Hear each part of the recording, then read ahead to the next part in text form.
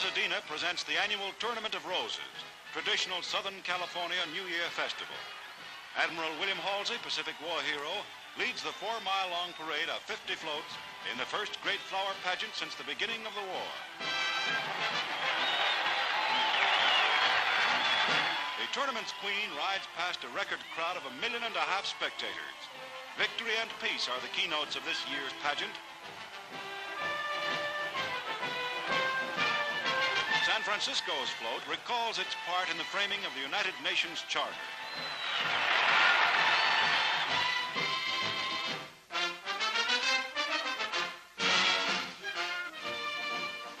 For the first meeting of the United Nations Organization's General Assembly, the United States delegation boards the Queen Elizabeth. Edward Stettinius, Mrs. Franklin D. Roosevelt, and Senators Connally and Vandenberg will represent the United States in opening the great and hopeful meeting for world peace.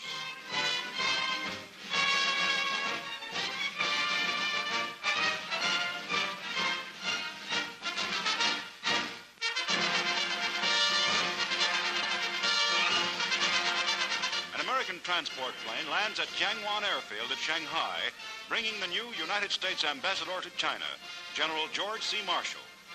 War Minister Ho Ying-chin, the mayor of Shanghai, and United States General Wedemeyer extend official welcome.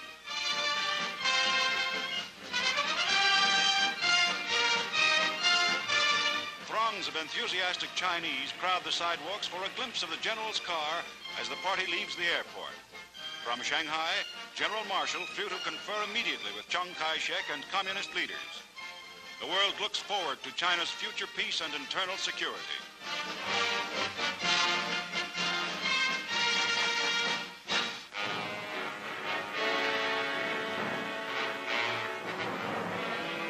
At a California port, a transport lies ready to take a group of Japanese war prisoners away from the United States. Most of them will go to Hawaii for reassignment to construction work in the devastated areas of the Pacific before ultimate return to Japan. They make the trip in vessels which will bring American soldiers back home. Hats over eyes, huddled in corners, these soldiers were taken prisoner in the island campaigns which led to Japan's final defeat. All prisoners of war held in America will have been returned by April.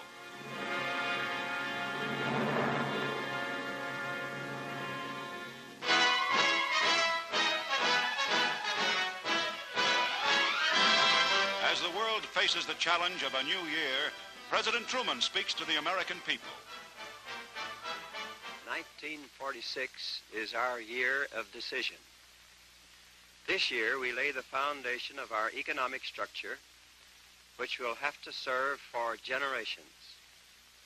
This year we must decide whether or not we shall devote our strength to reaching the goal of full production and full employment. This year we will have to make the decisions which will determine whether or not we gain that great future at home and abroad, which we fought so valiantly to achieve. We cannot shirk leadership in the post-war world. The problems of our economy will not be solved by timid men mistrustful of each other. We cannot face 1946 in a spirit of drift and irresolution.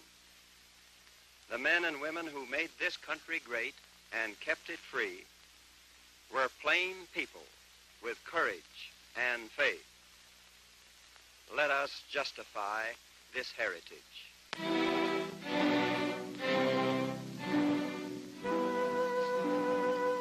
The Allied nations mourn the death of General George S. Patton, fiery commander of the famous United States Third Army, which swept all before it on the battlefields of Europe.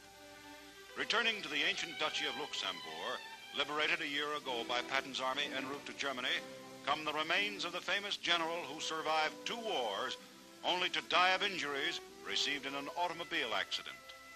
His widow accompanies the casket as it is borne in an army vehicle through the silent streets of a grave and grateful city. The cortege, continuing to the nearby American cemetery, includes the general's horse, its saddle tied with crepe, and the general's boots reversed in the stirrups.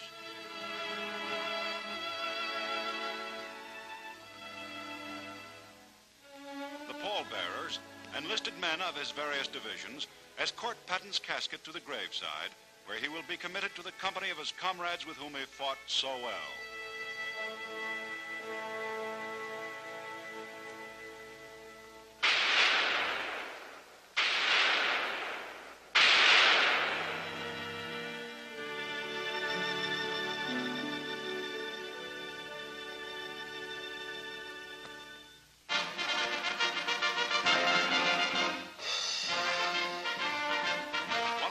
Most famous ships brings home one of America's most famous fighting units.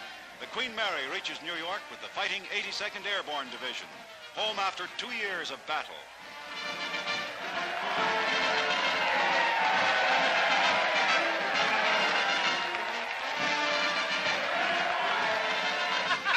One soldier couldn't wait for the big ship to dock. He bet his comrades he'd be the first man ashore, and he had to get wet to win.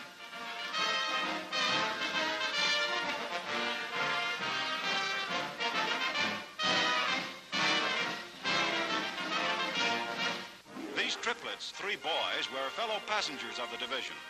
Infant sons of an American sergeant and his English wife, they were christened aboard ship with the entire division as godfathers.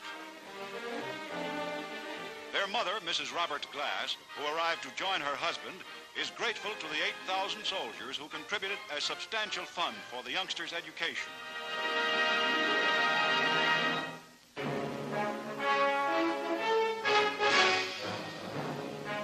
The same building in Manila, where General Yamashita was recently sentenced to hang, another leading Japanese general goes on trial for war crimes. In civilian clothes, General Masaharu Homa, commander of the Imperial Japanese Army in the Philippines during the war's first 9 months, faces a 5-man military commission headed by Major General Leo Donovan. Homa hears his arraignment. He is held responsible for the bombing of Manila after it had been declared an open city, for the shelling of Corregidor after United States General Wainwright had expressed his intention to surrender. Asked how he pleads, Homa answers in English, "Be not guilty." The guilt or innocence of Masaharu Homa will be decided by the commission after due trial.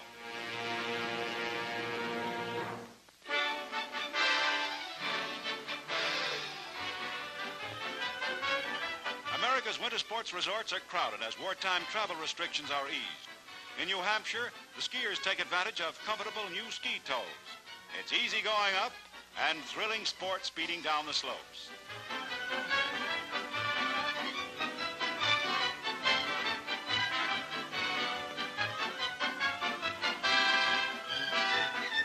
In memory of Torger Tokl, America's leading pre-war ski jumper, a memorial meeting is held in New York State. Tokl, who was killed with the United States Army in Italy, won many competitions on this bare mountain jump.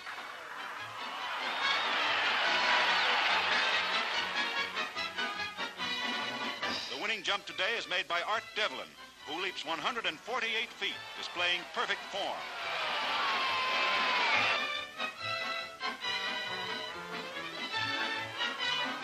But all are not so lucky or skillful. Spill follows spill as the lesser lights try hard to follow in the master skiers' ski tracks.